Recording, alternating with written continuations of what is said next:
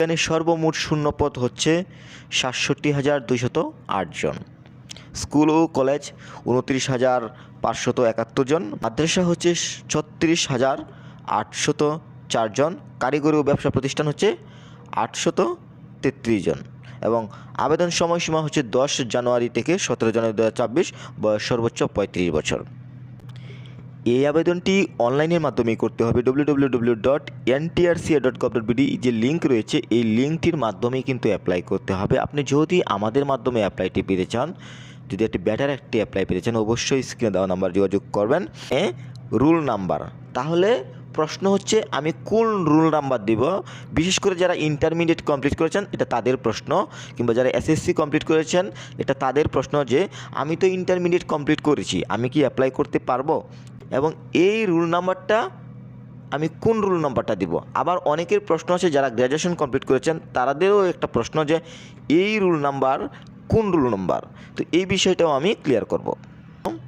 এখন আমি আপনাদের মাঝে তুলে ধরবো এনটিআরসি এর রেজিস্ট্রেশন নাম্বার কিভাবে পাবো, কি পরীক্ষা দিলে পাওয়া যায়, এনটিআরসি পরীক্ষার ধাপ কয়টা, কারা এনটিআরসি পরীক্ষা দিতে পারবে।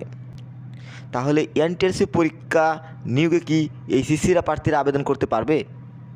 এবং সর্বশেষে যে বিষয়টি বলবো, এনটিআরসি রেজিস্ট্রেশন সার্টিফিকেটের মেয়াদ কতদিন।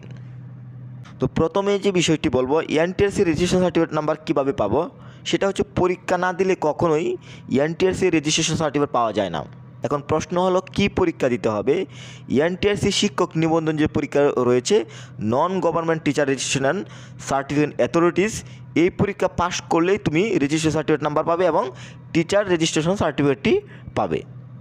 এনটিআরসি পরীক্ষার সর্বমোট 3টি ধাপ রয়েছে। একটি হচ্ছে লিখিত পরীক্ষা, এমসিকিউ প্লাস লিখিত বিষয়ভিত্তিক প্রশ্ন।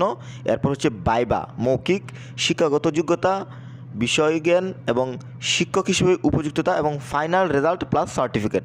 পাস করলে অনলাইন সার্টিফিকেট ডাউনলোড করা যায়, সেখান থেকে রেজিস্ট্রেশন নাম্বার, এই নাম্বারে আবেদন ফর্মে প্রয়োজন হয়। এখন কথা হচ্ছে কারা এনটিআরসি পরীক্ষা দিতে পারবেন, এটা খুব গুরুত্বপূর্ণ। শুধুমাত্র এইচএসসি পাস হলে কি হবে, একদমই হবে না। আপনি যদি শুধু এইচএসসি পাস করেন তাহলে কিন্তু অ্যাপ্লাই করতে পারছেন না। যেমন কে পারবে, এখানে স্কুল শিক্ষক স্নাতক পাস থাকতে হবে ন্যূনতম, কলেজ শিক্ষক মাস্টার্স থাকতে হবে, মাদ্রাসা শিক্ষক ফাজিল বা কামিল থাকতে হবে, কারিগরি শিক্ষক ডিপ্লোমা প্লাস স্নাতক থাকতে হবে। তার মানে এইচএসসি পাস করা কেউ এনটিআরসি পরীক্ষায় বসতে পারছেন না। এনটিআরসি এর রেজিস্ট্রেশন সার্টিফিকেটের মেয়াদ আজীবন থাকে, একবার পাস করলে বারবার পরীক্ষা দিতে হয় না। এখন হচ্ছে রোল নাম্বারের বিষয়টি বলবো। রোল নাম্বার তাকে শুধু পরীক্ষার সময়